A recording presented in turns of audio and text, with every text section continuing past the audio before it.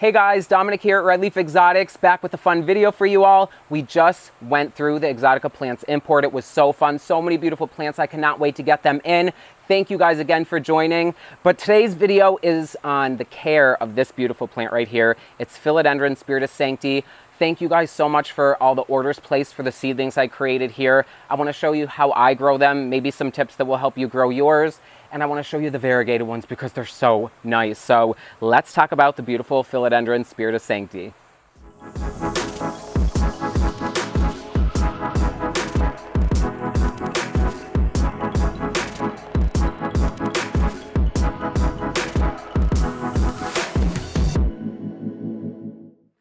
So here are some of the seedlings from the mother that I self-pollinated, and they're looking so beautiful. They do have a pretty nice consistency to them as far as the look goes. Some of them are starting to show a little more red in the back of them, or starting to get the pink tinge in the leaves, like the mature species, most of them do. So some are more green, some are variegated. There's probably one right in front of us. Look at this one. This one's looking good, so maybe that next leaf will be too. And there have been quite a few variegated ones, but I'll show you those a little bit later. I just wanted to show you guys like one of the plants. They're looking really healthy. Little dirt there. But these are just in pure sphagnum, a little bit of osmocote on top, and they do get fish fertilizer every couple weeks, and they seem to be really happy with that. They do eat a lot. They're growing really fast. And I do want to say thank you to all of our customers who have been buying these. There's so many that have been going out, and I love seeing them posted, and everybody's growing them so awesome. Even people that kind of started out with one of these, which I think is kind of a crazy plant to start out with. They're doing well. They're thriving. A lot of them have them under grow lights, something a little more boxy and humid. Some people have them in greenhouses. Some people have them in greenhouses inside of their houses, like our friend James. But very tough, very vigorous. Some of these almost get bone dry in between watering. I'm not kidding, like almost like kind of scary dry. But the humidity in the greenhouse is, 65% all the way to, 100% saturation when I water in the morning. So these get plenty of humidity, and they do seem to like to dry out. I have not had any of them really die. They are tough as nails, and they just keep growing. You could see I have a hedge up here. This is like a microgreens tray. These are a little discolored. I haven't been feeding these as much. I don't want them to grow. I kind of want to hold them back. But these plants are looking awesome. It has been really funny kind of posting these online. A lot of controversy about them, whether they're TC or seed grown. And we did the pollination video, which you guys can check out. But no, they're pure, they're amazing, and I think because I self-pollinated them, that's why we're seeing a lot of the variegation, kind of the genetic deformity. So let's go take a look at them, and we'll see the mother plant again, and I'll talk about just how I care for it and what that plant loves over there.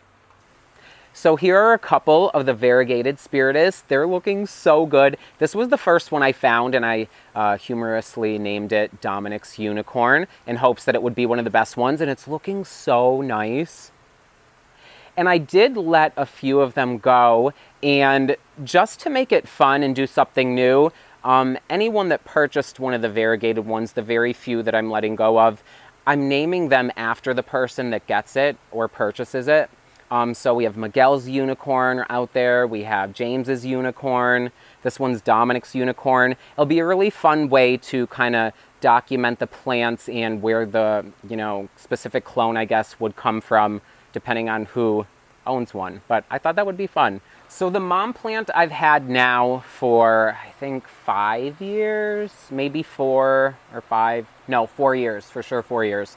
Got it from Enid, like I mentioned in one of the other videos, as a smaller plant, and it has thrived and just taken off. It was in a smaller pot when I first got it, but now it's in about a 15-gallon pot, and I put it in typical potting soil with bark, and perlite and topsoil, mixed with the addition of sand. It makes it drain so much faster. For me, it's just something that really works with my aeroids, and this one just loves it, never had any problems. And this plant seems to do so much better in the cool season.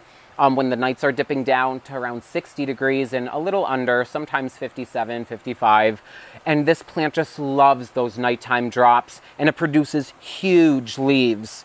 Unlike other growers or a lot of plants, I guess, that I see, they seem to be grown in more bright conditions, and the leaves seem to be just a little smaller. This plant seems to like deep shade. Well, I mean, as deep as the shade gets in the greenhouse. It is pretty dark back here. Right now I have grow lights bouncing off me, but it seems to love it over here. It does get some good light from that side, but I do have shade cloth above to give it that extra protection, and it just gives these really big bluish glaucous amazingness like of a leaf. I love these. And it's so happy. I do give it some slow release fertilizer, the recommended amount on the back of the container. You could probably use anything. Obviously, you're looking for foliage, so you probably want something high in nitrogen.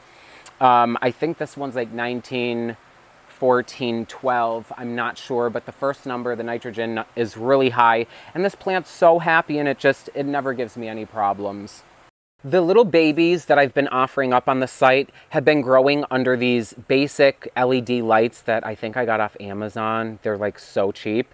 But this is a good idea of how you could grow them indoors, or start them out at least. Just right under a grow light. I just keep them just like this. They do get really dry in between, but keep in mind the humidity is like 65, 70, 80, 90 in here, so it fluctuates. So they do have a lot of humidity in the air, but they have this nice bright light. You know, I find that most house plants can take a little low humidity if you have really good light and good water too for them. These only get RO water, never tap or anything like that. And voila, they're really happy and they're growing super fast. I mentioned the nights can get down to like 60 here in the winter, maybe a little under, 55 degrees, rarely, usually 60. But in the daytime, through most of the year, it's usually around 80, 81, sometimes 75, 80, around 80 degrees, I would say, is the sweet spot. And they love it. They really do love it. They do not seem to mind the cooler temperatures, and they're just pumping out leaves. In the summer, they actually grow good too. I put some in the lowland greenhouse, so I'm going to compare the growth on them and maybe update you guys later on that. But yeah, really easy, typical home conditions as far as temperature goes. Definitely with the humidifier, I would say, to just keep it a little extra happy. A lot of aroids and jungle plants, I mean, they come from the jungle. They want that high humidity. It's really key to getting nice lush leaves. But yep, nice 80 degrees, around 60 degrees at night, seems to be great. I would say after this 2-inch pot size that they're in, they could probably be bumped up into maybe a 4-inch pot, something maybe a little deep. You could probably use your typical aroid mix of, a lot of people use like charcoal, perlite, orchid bark, some organic matter like worm castings, like that. Make it rich but really good draining. I don't use that. I always use sphagnum up into like a potting mix with bark in it, and add the sand in with it, and they seem to be really happy. Some of these, like the variegated ones I showed you, I'll move them up into a 4-inch sphagnum after this, because sphagnum does really good, particularly in this greenhouse. A lot of stuff is in sphagnum, so that's how I keep the moisture and everything even, so I don't have a bunch of different potting mediums everywhere that I'm trying to keep track of. So really easy, very vigorous, and if you guys want one, they are an amazing price, probably the cheapest ever offered, and seed grown, and they're on redleafexotics.com. But I think that concludes this video. I hope you guys loved seeing the visuals of the plant. To me, it's all about like, let's look at the plant. And yeah, we'll be back with more videos. We have the EP import coming, a lot of exciting stuff. Spring is here, the plants look better than ever, and I am so excited for this growing season. Thank you guys again for watching. Me and Spiritus are gonna have a good evening. Thank you guys so much, and we'll see you on our next video.